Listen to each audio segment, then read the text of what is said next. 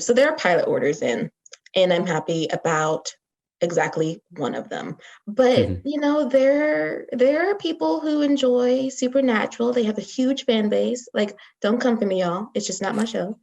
And then of course there are people who enjoy Walker. So like what's on deck potentially for the CW is like the Winchesters, which is about John and Mary.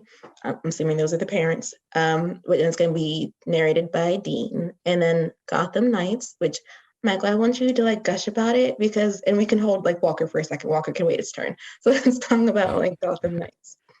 Yes, I would love to talk about Gotham Knights. I'll give a brief read of the synopsis here, and that is so basically it's in the wake of Bruce Wayne's murder, his rebellious adopted son forges an unlikely alliance with the children of Batman's enemies when they're all framed for killing the Caped Crusader. And as the city's most wanted criminals, this band of misfits must fight to clear their names. I think that sounds quite exciting. Of course, it can be confusing considering we've adopted Gotham City on TV many, many times, and all of them claim to be like this definitive story without Batman, and here we are with another one. And it's even more confusing considering the Arrowverse has its own Gotham City and Batwoman. But this is apparently going to be a standalone, so it's going down the route of Stargirl or Naomi in that it's not directly related, but there's a multiverse out there, guys. So I'm really excited to see what it's like. Of course, it sounds out there, and that's the CW's brand. Out there could either really work really well or not at all. It's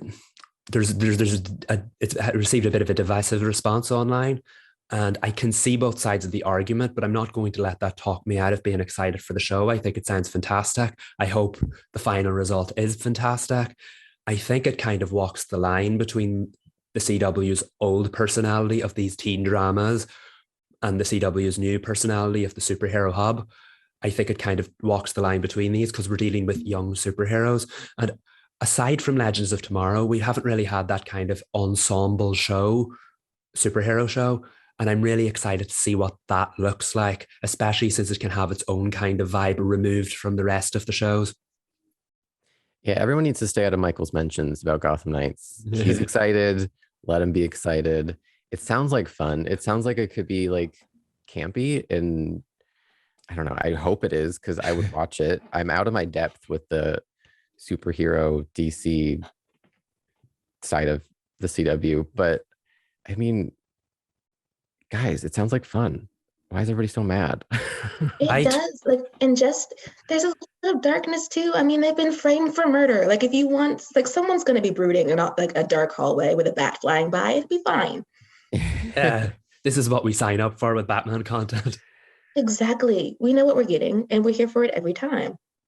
Definitely, and I will be here for this. I hope you join me. Speaking of being here for things, because actually, I'm sure Walker has a fan base. I have not seen them. I don't know where they are. Where are they? I don't know, but they have enough where they're getting a spinoff. So like Walker Independence, which is set in the 1800s, which makes me think that people are going to start comparing it to Paramount Plus's 1883. But you know what? That's the CW's problem to deal with if that becomes an issue.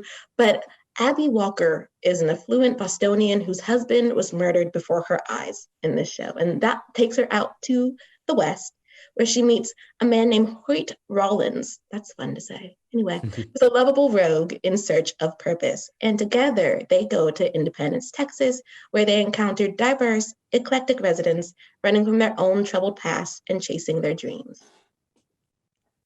I'm personally not into this one. But you know, if anybody is, more power to you. It just sounds like it's Walker in the 1800s. That's exactly what I got from it. Yeah, not my cup of tea. Well, it'll end up being somebody's potentially if it goes, all the way to make it to the CW to air. But I'm going to circle back to Supernatural because I realized we did not give the Winchesters their due. I mean, they are iconic. I know that because Twitter tells me. But their synopsis is that the Winchesters is told from the perspective of Dean Winchester. It is the epic, untold love story of how John met Mary and how they put it all on the line to not only save their love, but the entire world. I'm going to assume and that's from demons. And whatever supernatural creatures are out here killing folks.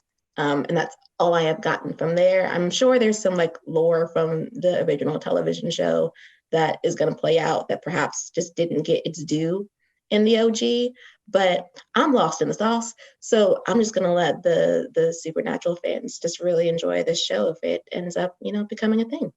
Yeah, I hope they get it because they've been trying for years to spin Supernatural off. And I think this is their third attempt. I think after this, if it doesn't happen, maybe we should, regroup, see what's happening with Supernatural, maybe move on. But I'm assuming this one is a period piece as well, like the 80s, if it's an origin story. Oh, that's true. That could be fun. 80s is fun. I mean, it could be.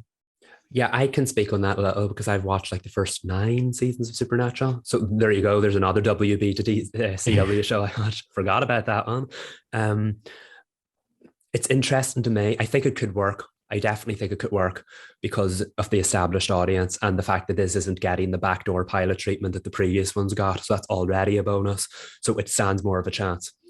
But what I find really unusual is that the Supernatural spent an awful lot of time stuck in the past. Like there'd be multiple flashback episodes. A lot of them you'd see the parents, a lot of them you wouldn't. That's all right. I think it's going to be interesting to see a different version of that story because I think this is the only part of that story yet untold. So it feels obvious that they're telling it now. I'm interested to see where it goes. I would be willing to give it a chance, but I need to watch the other 5 seasons of Supernatural first. Sorry. I'd definitely be open to it. And I hope, like you guys said, I really hope it gets going because I feel like the Supernatural fans have had their like hopes up so many times for an alternate story set in that world. It would be kind of ironic that one finally comes along a while after the show ended. I feel like it's what they deserve at this point, and I'd be willing to give it a go, even if it kind of feels like the ship maybe sailed a little while ago. I'm still open to giving it a try. That's fair. I mean, I'm hoping it's one of those things where if someone has not watched all 15 seasons of Supernatural, that they could just drop in, and just watch, John and Mary's love story with demons and not have to worry about watching the original series. Not that like you shouldn't if you want to get context, but sometimes 15 seasons is daunting. That's a daunting task. Yeah, that's a lot of context to have to sort through for a spinoff.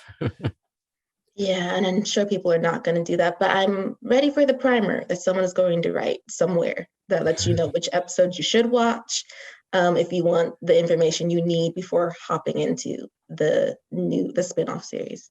I feel like that would probably be about 10 or 100 episodes long as it is. There you go. Oh man, it's not making a case for a watch.